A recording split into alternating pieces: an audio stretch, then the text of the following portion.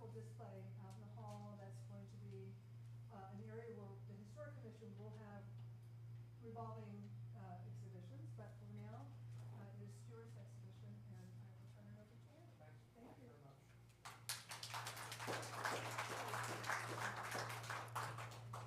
Thanks for coming. Actually, the title slide here, there should actually be a question mark after that title. We'll find out more about that as we go along. So, as just mentioned, several years ago, I was poking around one of the local curio shops on Main Street here in Winstead and noticed a box of glass plate negatives for sale. The seal on the box was broken, so it seemed unlikely that the box contained unexposed film. So I opened it and was surprised to find 11 5x8-inch exposed and developed glass plate negatives. That's what the box looked like. Here I'm holding one of the glass plates. As you can see, it's of a gentleman leading a horse, upon which are seating two young children, the younger of the two seemingly holding on for dear life. Now, interleaving several of the glass plates to prevent them from scratching each other were scraps of newspaper featuring ads for Winstead businesses and the date 1892. One of the ads is from a Winstead firm offering to set up accommodations for those wishing to attend the World's Fair the following year, the famous Columbian Exposition in Chicago. There was also some local news items, including the results of a then recent Winston Gun Club competition, in which a Mr. Roberts took first place. Another news item concerns a Winstead police officer serving a writ on a Mr. Schultz in Canaan, allegedly a wife beater. It's amazing what a little scrap of newspaper can reveal about daily life in this town. From this evidence, I surmised it was likely that the photographs had been taken locally. When I questioned the proprietor of the shop where I bought them, he indicated that the box of glass plates had been placed with him on consignment. The consignor, whom I subsequently contacted, could not recall where or when she had acquired the box of plates, only that she had picked it up at a local antique store some years earlier. Now, we'll step back a little bit and talk about the history of photography. Photography is believed to have been invented by the French inventor Joseph Niepce in the 1820s. The original process, which he termed heliography, involved the hardening of a film of bitumen, which is a tarry substance, painted on a pewter plate. The image was due to the exposure to light focused on it by the lens of a camera obscura. Now, a camera obscura was just simply a box or even a room. It was fitted with a lens or a pinhole that projected an image of a scene inside the box or room. After exposure, Niepce then removed the unhardened or unexposed bitumen with a solvent, leaving the light-hardened image on the plate. Exposure times of several hours or even several days were required to form a picture. This image by Niepce is considered the earliest extant photograph. It seems to be of some buildings, probably in Paris, and is dated sometime between 1822 and 1827. Here's a daguerreotype, and in fact, it's on exhibit outside in the hallway. Employing the light-sensitive property of silver salts, Louis Daguerre developed what became known as daguerreotype process in France in 1839. His exposure plate consisted of a thin sheet of silver-plated copper, highly polished, that was sensitized just before placing it in the camera by subjecting it to the iodine and bromine fumes. After exposure in the camera, the plate was developed by subjecting it to the fumes of heated mercury. It was then fixed in a solution of sodium thiosulfate and washed. The resulting image appeared to be a positive due to differences in reflectivity between the polished plate and the developed image, but the viewing angle had to be carefully adjusted to see it clearly. In the display case in the hallway, you might have to move your head from left to right to see the image clearly. Next comes the ambrotype. This was invented in the 1850s and replaced the daguerreotype. Rather than using exposure plates of polished silvered metal, it employed sheets of glass coated with iodized collodion. Collodion was a solution of nitrocellulose and mixture of ether and alcohol that was sensitized just before exposure by painting it with a solution of silver nitrate. The sensitized plate was placed in the camera for exposure, then developed and fixed. If the glass plate used in this process was tinted a deep red to increase the viewing contrast of the silver image deposited on its surface, the resultant photo was termed a ruby ambrotype. Otherwise, a colorless glass plate would be backed by black paper or velvet to increase contrast. Here, I've removed the ambrotype from its frame so you can see the light passing through the ruby glass. Oops. All right. This is a tintype, also visible out in the case in the hallway. The tintype process was invented by Adolphe Martin in Paris in 1853 and enjoyed wide use in the United States in the 1860s and 1870s. The photographic plate consisted of a thin sheet of metal that was painted black and coated with a light sensitized emulsion, either through the so-called wet collodion process that I just described in connection with the ambrotype, or a more convenient dry process consisting of a gelatin emulsion of silver halide crystals, the latter available commercially, coated on the metal plates. The commercial success of the tintype process led to a system of taxation. One of the tintypes on exhibit here has a 2-cent Internal Revenue tax stamp pasted on the back. While the making of tintypes was a professional craft, when dry emulsion glass plate negatives became commercially available, amateur photography took off, as this freed the photographer from having to coat and sensitize his own plates. Nevertheless, negatives still had to be developed and fixed in a series of chemical solutions that had to be prepared by the photographer, and a darkroom was needed to load the glass plates into the camera's plate holders and then develop them after exposure. So photography primarily remained in the hands of professionals. Oops. Evidence of this burgeoning craft and hobby can be seen here in an advertisement for a pamphlet encouraging young men to enter the field of photography as a trade.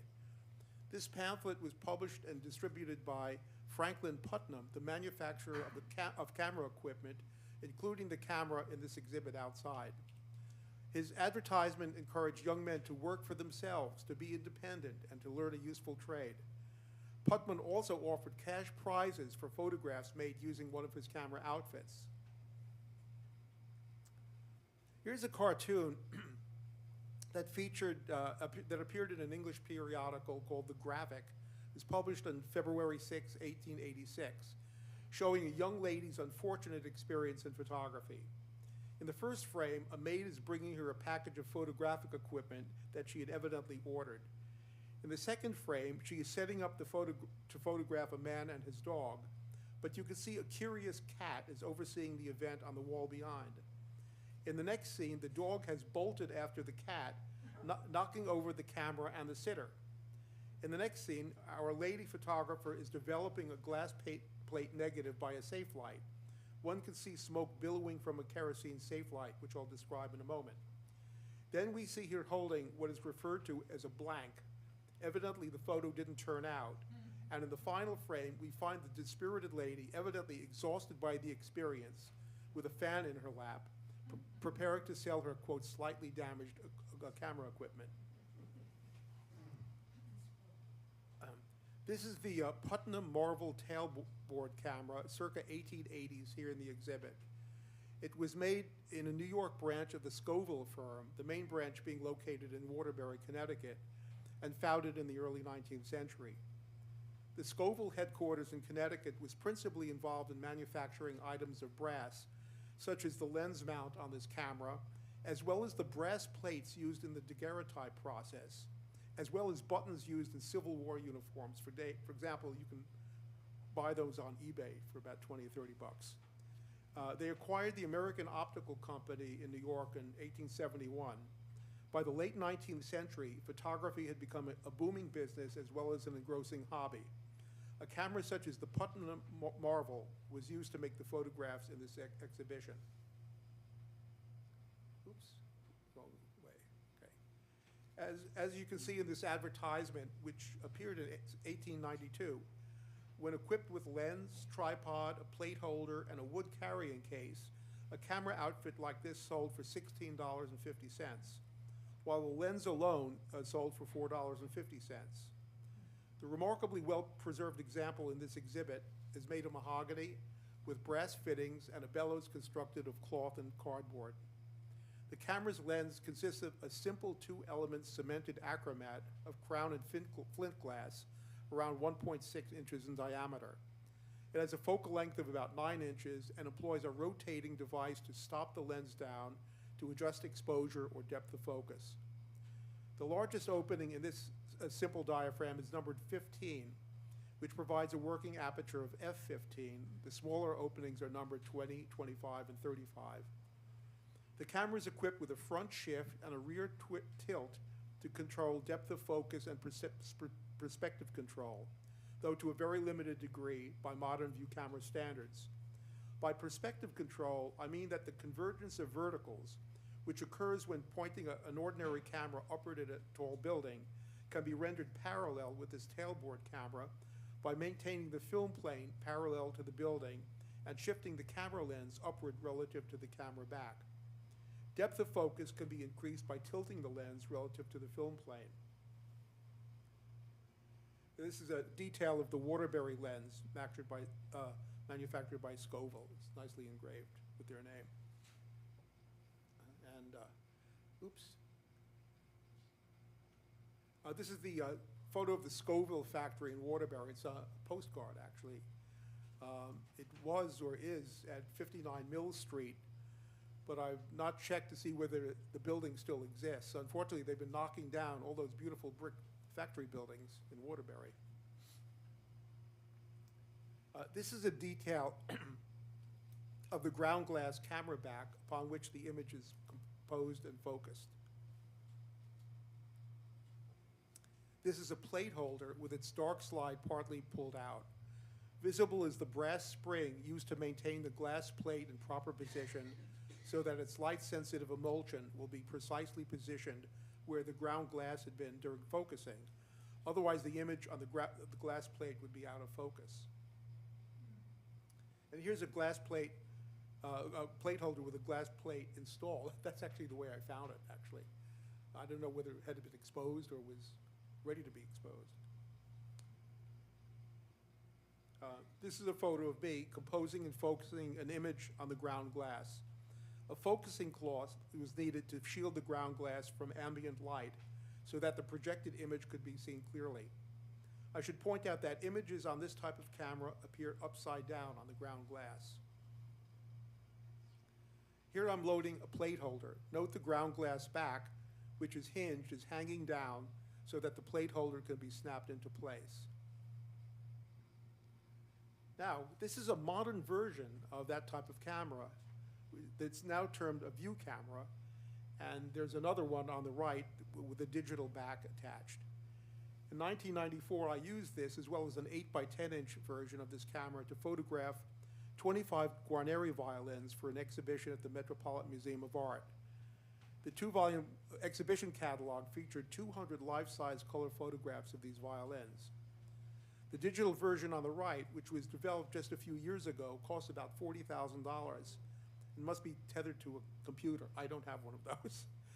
This is not very convenient, but then one doesn't have to load and unload film in the darkroom, return the exposed film to a light-tight box, and then send it to a processing lab and wait until the next day to find out whether your picture came out or not.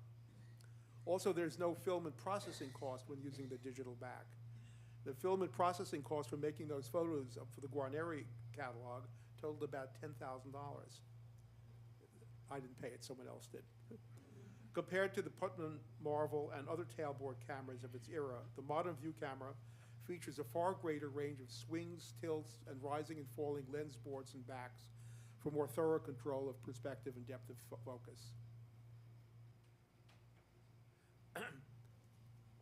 Here are some developing trays, chemicals, and other materials used in developing glass negatives and making positive prints.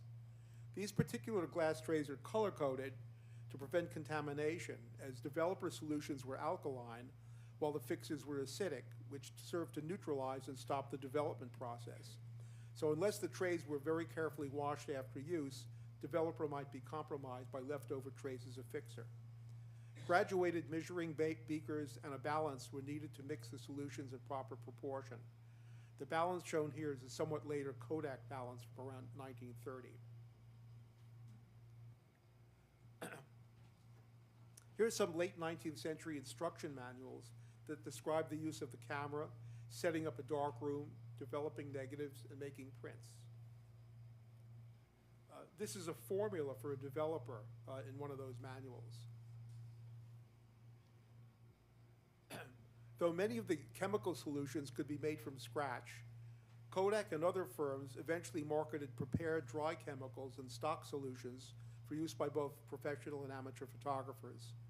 Here are some glass tubes of developer made by Kodak. Each tube contains enough powdered chemicals to make 8 ounces of developer. This developer was of the MQ or Elon quinol type. Thus, there were 2 chemicals in each tube, separated by a cork in the middle. Here's a warning on the side of the box of glass plate negatives that I found. The warning states that the box should only be opened under a ruby safe light. The use of a safe light was possible because early film was relatively insensitive to light at the red end of the spectrum. It was termed orthochromatic film. Modern photographic film, termed panchromatic, must be handled in complete darkness. Photographic paper for making prints, even those papers manufactured today for making black and white prints, can be handled under a red or orange safe light. Oops.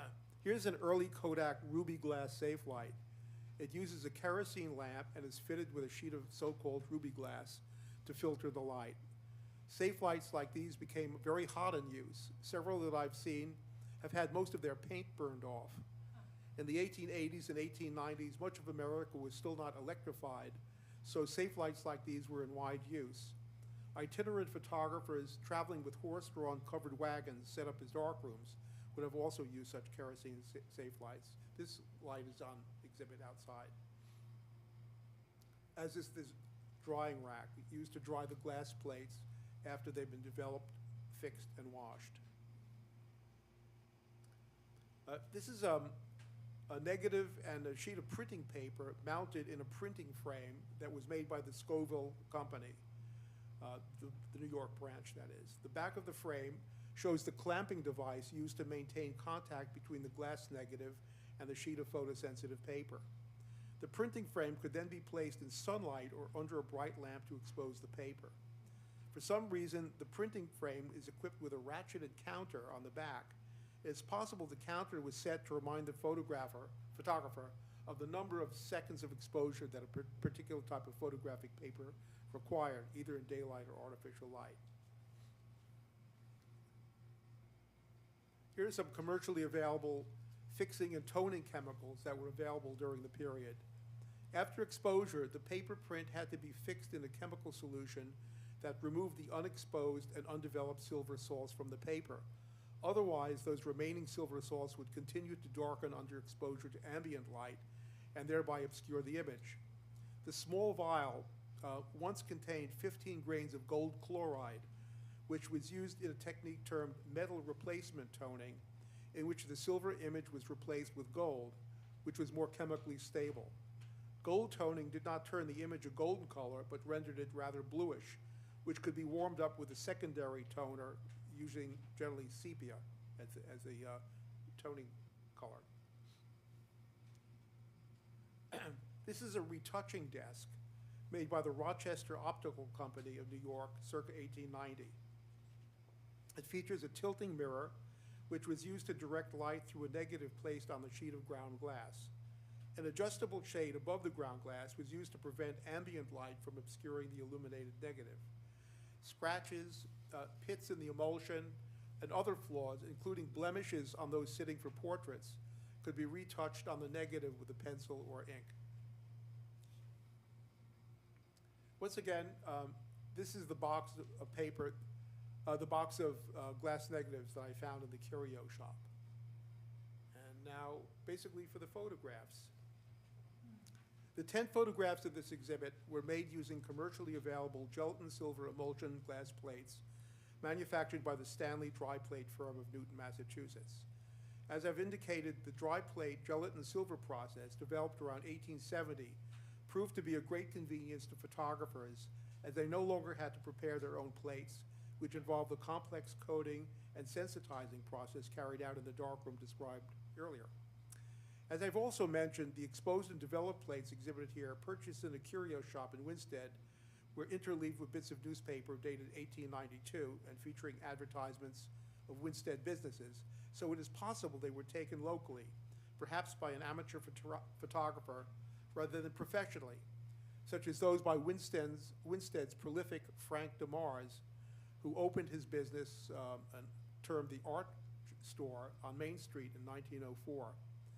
Though the people and locales in these photographs have not yet been identified, that of the family gathering, seen here, seems to have been taken at Highland Lake. I also mentioned that there were 11 glass plates in the box, but only 10 are exhibited here. The reason being that there are 2 photographs of the family at the lake. Both are nearly the same, though in one the family dog is posing with the group, in another he's sitting in the boat. But it's easier to make an arrangement of 10 photographs than 11, but on the screen I'll show you both. And I hope you can see these clearly. It's my hope that one of you fine people will be able to identify the people in these photographs. And on the back of the flyer, I've indicated that the first person who can identify the people in the photographs will receive a set of prints and $100.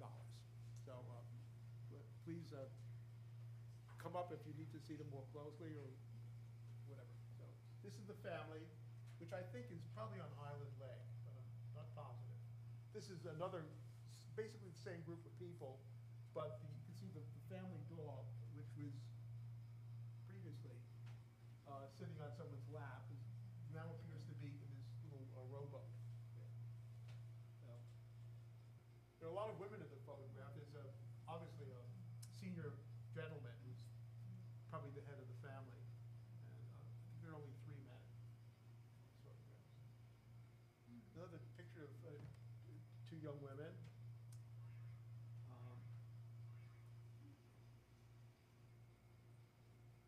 2 couples, nicely dressed, probably out for Sunday, in their Sunday best, perhaps. This is the picture that was in the negative that I showed you earlier. There's a little boy and a little girl behind him holding on. This does look like a scene from Winstead Street. You can see their electrical lines have been strung up. So, another carriage, horse-drawn carriage. I think this might even be the same carriage. I've looked pretty carefully at them, both of the pictures. This is a lovely picture of a child fishing by a little stream. Very lovely, lovely photograph. This house, oops, I have not been able to identify. I have a copy of this picture in my car, and we drive around. We keep, we've been all over, and we can't seem to locate it. It's a little bit more imposing than a lot of houses in Winstead. It seems to have been made of brick, and but we haven't been able to locate it. This is my favorite. What a bunch of characters there. It looks like some sort of a fraternity or something. They're all dressed up. One's carrying a tennis racket. One is dressed as an Arab or something or whatever. And very strange photograph. So, if you'd like, I can go through them again. But you have the house. Child fishing. Horse-drawn carriage. I think this might be the same carriage. Sure, it looks very similar.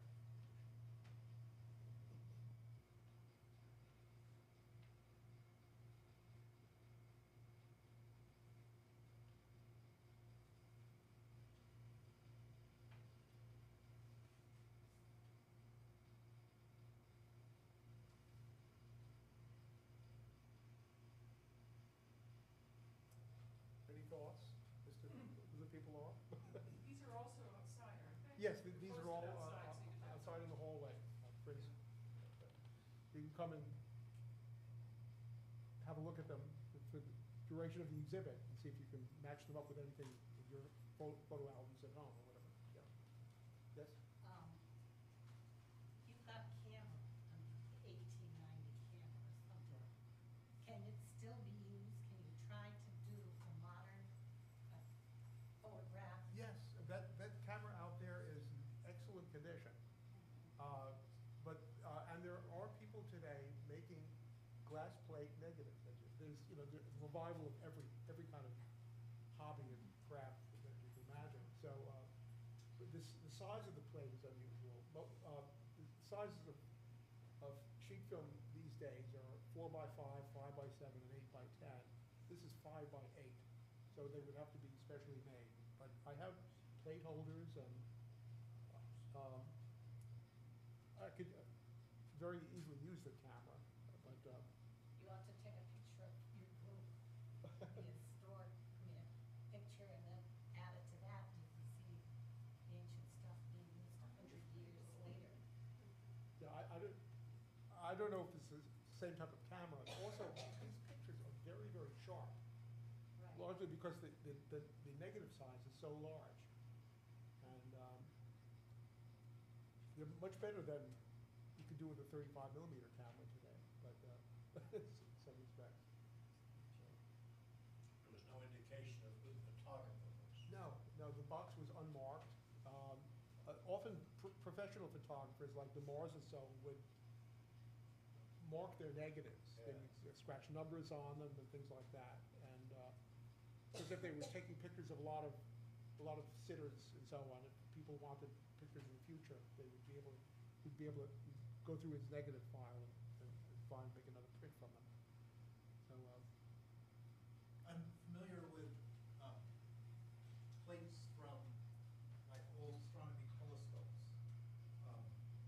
In many cases, they would put notes on what they were seeing and when they were seen right, on the plate on itself. the plate itself, right. Was any of that done with this? No, these are totally unmarked, and there's nothing written on the box or at all, so it's a mystery. Let's see the house one more time. The house, okay.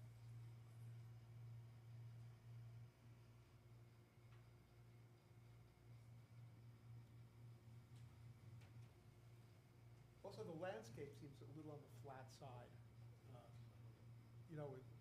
for Winstead. Unless the background has been retouched out, it's very possible that it was painted out on the negative.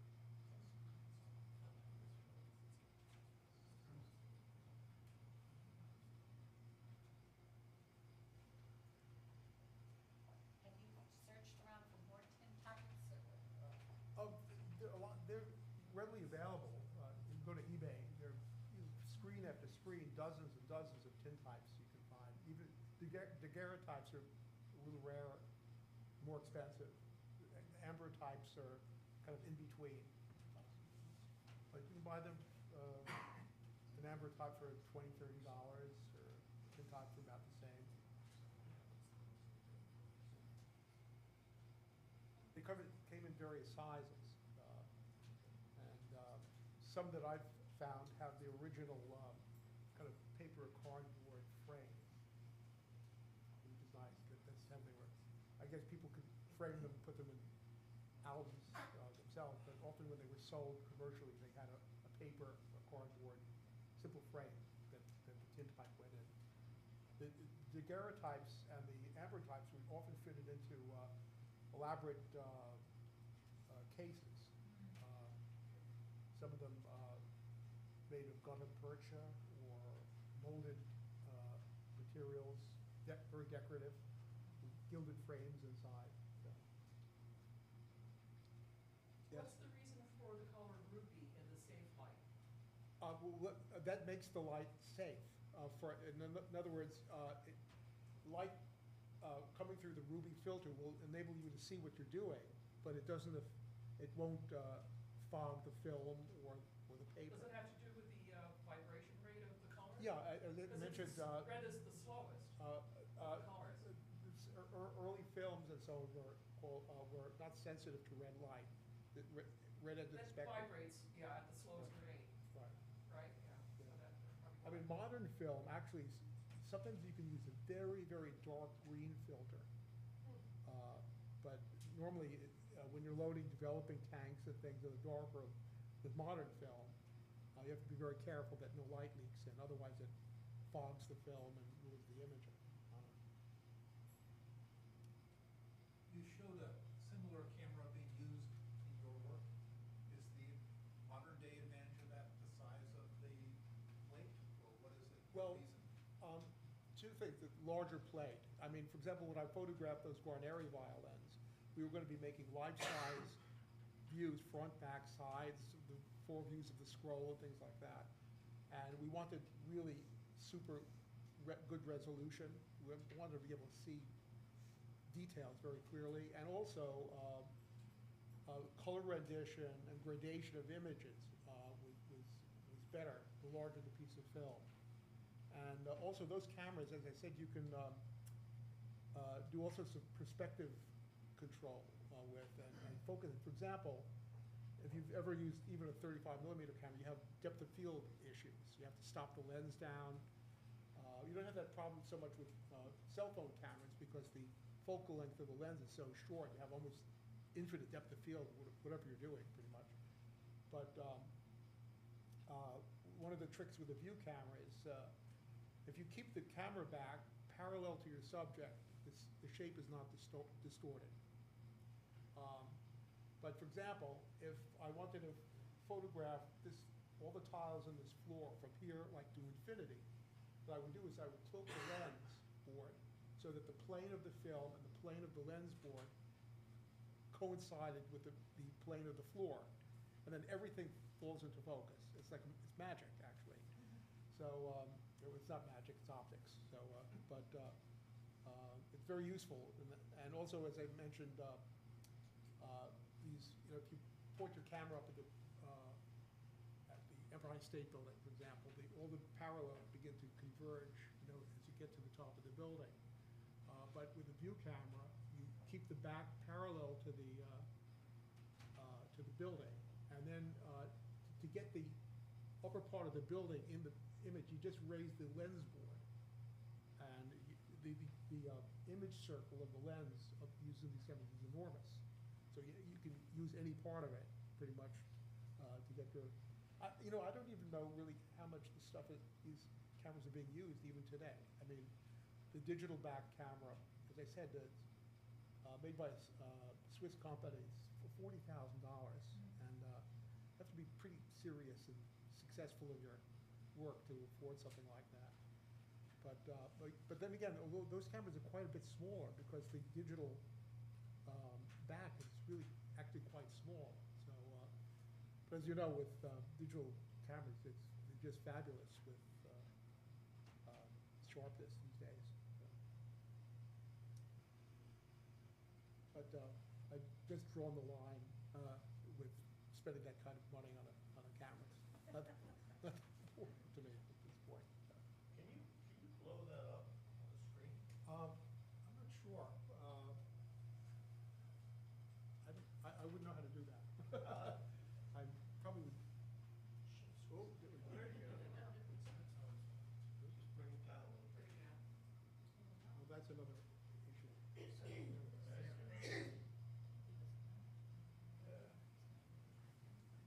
Oh yeah, you can clearly see the bricks things. Well, you could do that with the people. Maybe we could see their faces a little bit better. What was that? The people by the lake. Yeah. If you do that with the people by the lake, we'd see their faces a little bit Oh, better. sure. Okay, well, let's see. Lost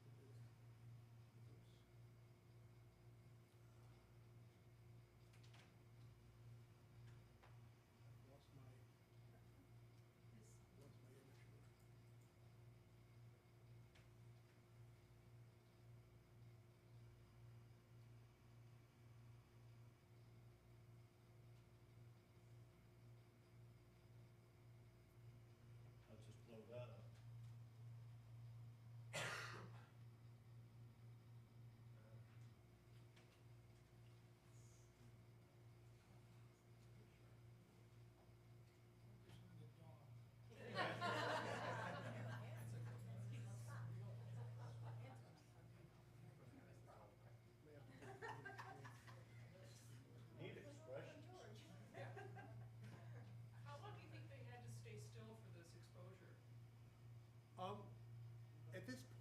the film, I didn't mention that the camera outside there, that Putnam Marble, doesn't even have a shutter.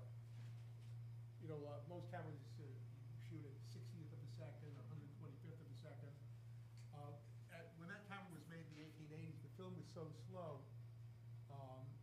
pictures generally took several seconds.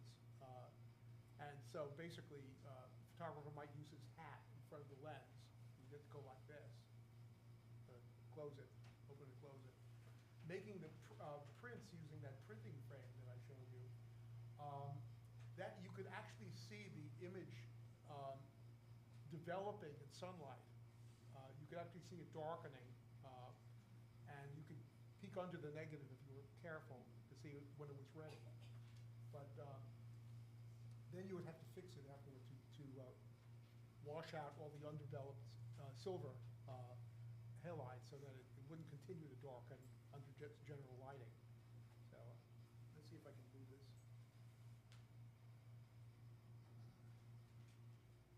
Let's see if you want to slide. Oops.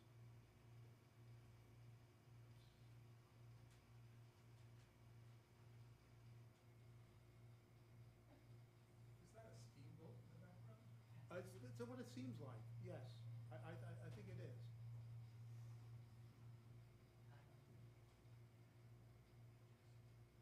That's not Mr. Gilligan, is it? No. You would know, wouldn't you? And it may not even be Winston, That's true, yeah. because the consignment person that you found it from just may happen to have some pieces of paper, newspaper from. Well, I don't think someone today would have found a piece of newspaper from Winstead from 1892. They're just scraps of paper that have been placed between the negatives to prevent them from scratching each other. Were those the only two pieces? Yeah, yeah. Yes. Steve, do you recognize the dog? Going back to the house, there's many houses of that nature in Norfolk. Yeah, I've been there. I was informed that Norfolk might be the place for it. In fact, I thought maybe it was the house that ultimately became the library. It was a private, I wrote to the director and never got a response. I often write to directors of libraries and museums and don't get responses. So, for example, I wrote to the George Eastman Museum in Rochester to get firm dates on all the Kodak materials that I have. And I sent the pictures and very friendly letter, never got a response from them. So you have to do your own research independently. So. You want to see the house again, or? You could take out your cell phones and photograph the screen.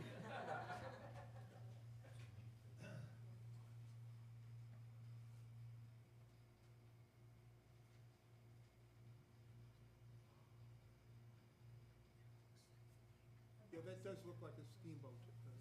Will that one enlarge that, Stuart? Thank you. Campfire on the shore, Yeah. charcoal.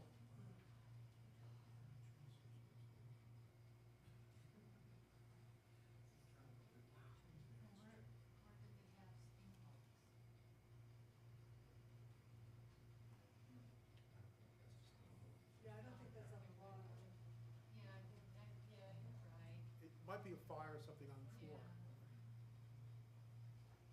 Moth flying across the screen.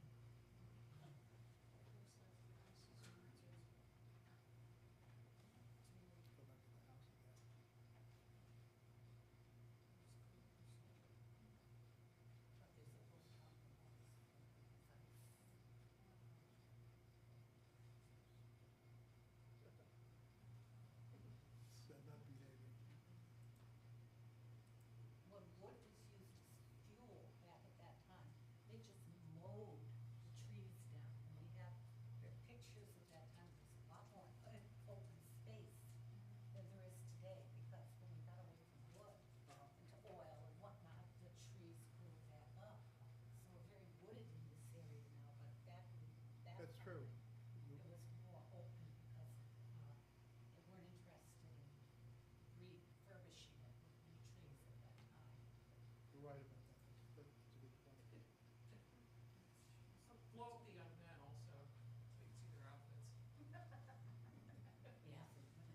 What was that, Steph?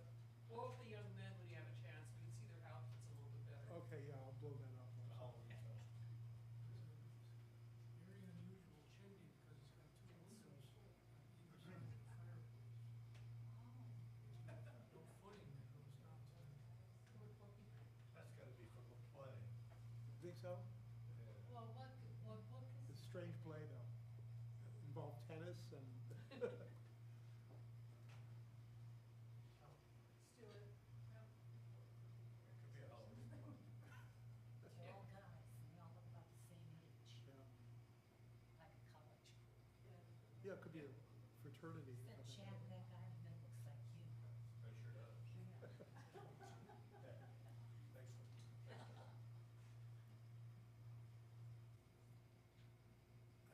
When I was able to read the title of the book that I found was You could blow that up right around the book. Let's just blow it up. Can you enlarge it more, Something Stuart? times.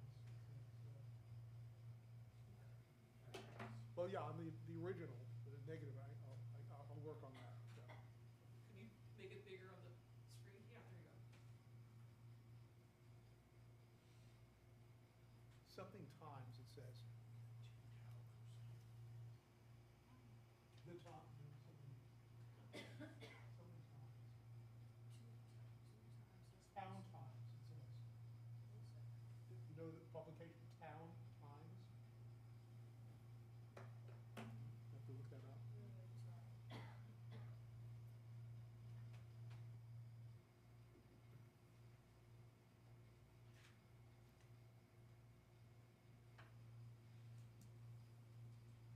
Also, the tennis racket seems to have a leather grip on it, which is not, the 1880s and so, they generally had a checkered wooden grip without a leather contact.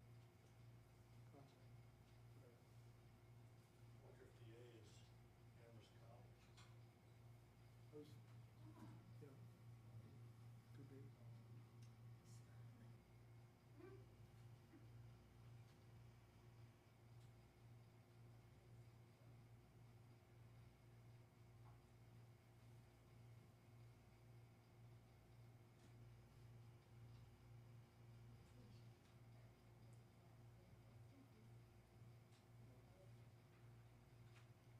But that is my favorite photograph. It's a strange one to have mixed, isn't it? This is an interesting group of people, too. They have interesting expressions in their face.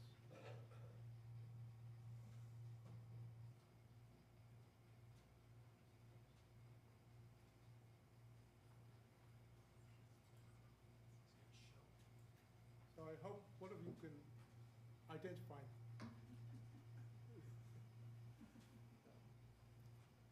I've been to the Winchester Historical Society. I've given them a set of prints.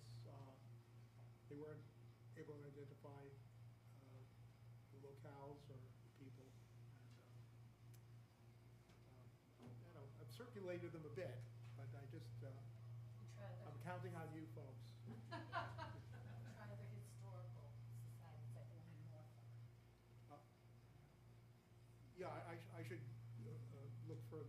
look into that some more. But the library building had been a private home at one point before, and it's been enlarged so many times.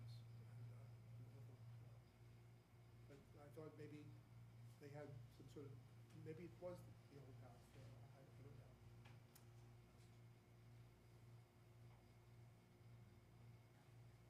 Blow that one up, yeah. that might be right across the street. Oops. Stuart, could you zoom in on that one? Yeah, it's a little, it's not, There's a barn across the street from Town Hall, it kind of, uh-huh. yeah, looks like that one. Yeah, it's a beautiful, beautiful barn. I'd like it.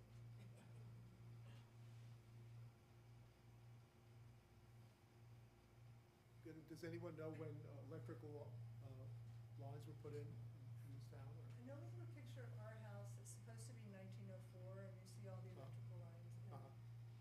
on the street.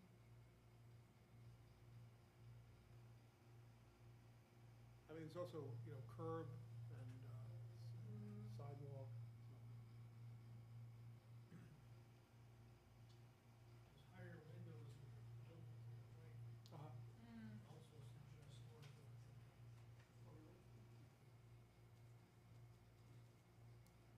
I'm a relative, I've only been living in the area for 8 years. I thought some of you folks may have a little bit more of a history here, might be able to identify some of these locales.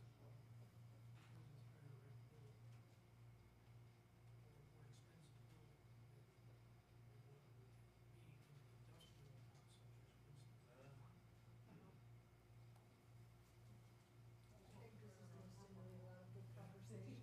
We may never get you may keep your $100, I don't know.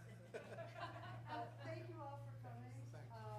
And please take the time to look at the exhibit out in the hall, help yourself to some refreshments and some historic preservation magazines over there that you're welcome to take with you as well. And Stewart, thank you. Thank you.